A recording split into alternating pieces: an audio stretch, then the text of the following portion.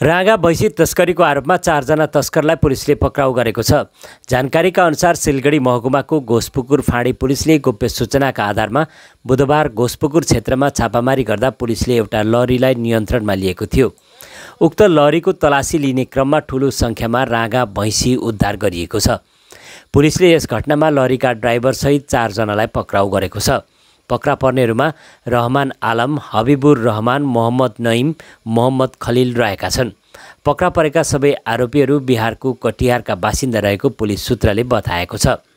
घोषपुकुर चौकी पुलिस सूत्रले दिएको जानकारीका अनुसार उक्त लरीमा 43वटा भैँसी रहेका थिए।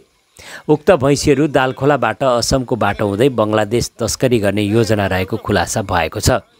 यद्यपि यस घटनामा अन्य व्यक्तिहरूको संलग्नता रहे नरहेको भन्ने विषयमा पुलिसले जाँच सुरु गरेको बताइएको छ।